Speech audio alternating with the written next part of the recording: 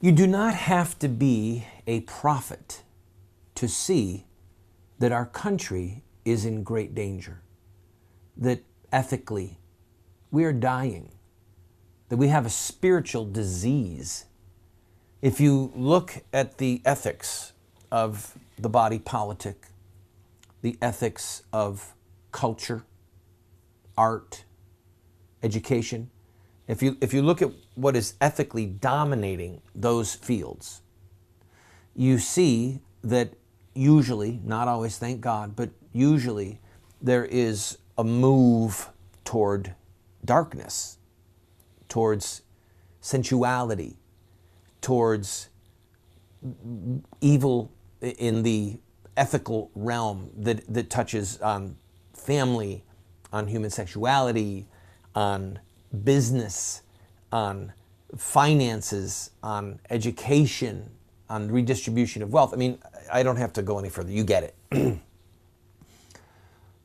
If we're going to get the country back into the hands of righteous men and women, if the levers of power are going to be in the hands of righteous men and women, we've got to get them there. We have to put them there.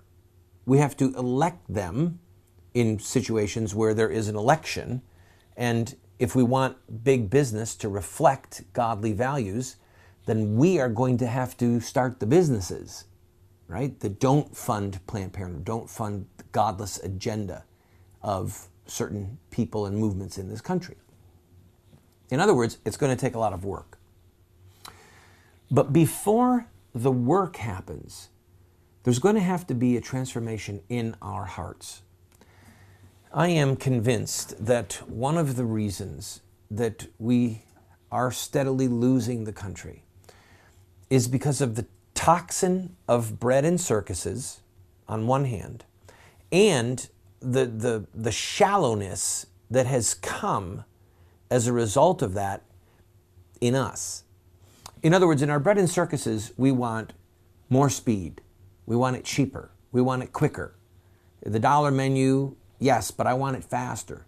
And I want to laugh quicker with my circuses. And I want to be entertained. And I want to be distracted. And it makes us jittery.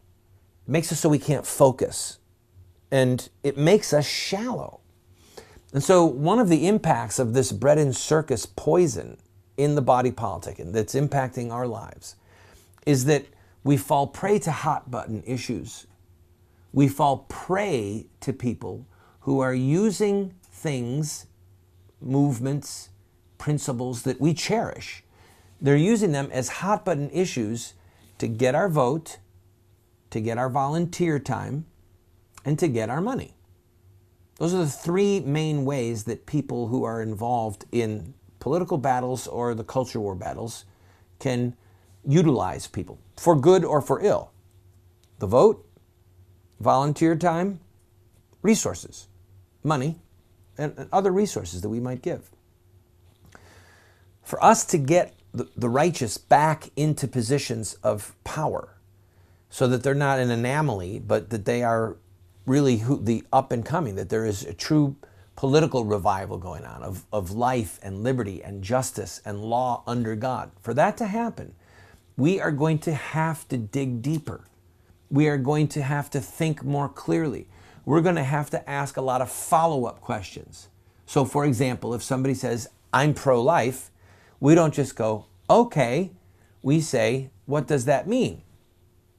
We ask, does that mean if a piece of legislation comes up that will make it a criminal act to kill a baby from conception until birth, that you would sign it, that you would vote for it with no exceptions?